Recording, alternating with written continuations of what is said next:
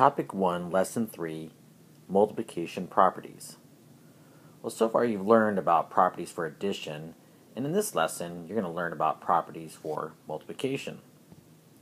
The standard is here. You're going to solve multi-step word problems with whole numbers and finding whole number answers using for operations.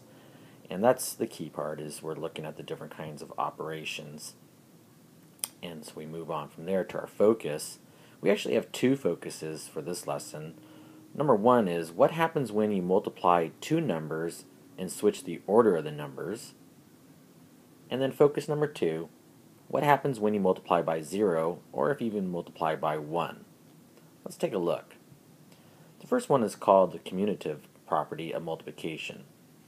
And here you see 2 times 4 equals 8. And you also see 4 times 2 equals 8. And really what we're saying is two numbers can be multiplied in any order, and the answer, in this case the product, is exactly the same. So even though we're using the same numbers, 2 times 4, 4 times 2, they both are going to equal 8.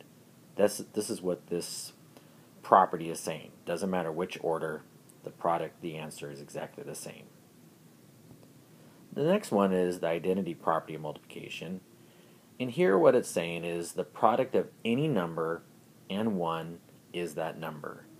So this is really easy. So if you have 1 times 5, then you know, no matter what, the answer is going to be 5. 1 times anything will get you 5, or in this case 5. And then another example is 1 times 50. Again, you're going to get 50. Pretty straightforward there. And next you have zero property of multiplication. And again, this property says that the product of any number and 0 is 0. And again, pretty easy. 3 times 0 is 0. 0 times 8 is 0. 19 times 0 equals 0. And it doesn't matter which goes first, the 0 or the other number. The answer of the product is always going to be 0. So let's try this. Let's have an example here. Find 2 ways to arrange 10 desks in equal rows. And we want to show our work here. So we have 10 desks, and we want to show them in 2 different ways. So I could do, here's desk 1, 2, 3, 4, 5, 6, 7, 8, 9, 10. That would be one way of showing them. You've got 2 rows times 5 in each row, and you get 10. Now another way you could do this is very similar, is to go this way.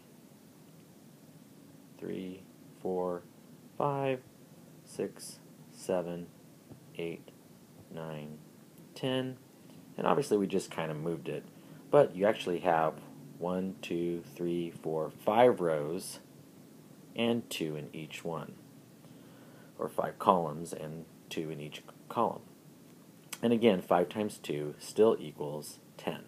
So that's 2 different ways to show the same problem, and we're using our different multiplication properties to show that. Now try some on your own. Good luck.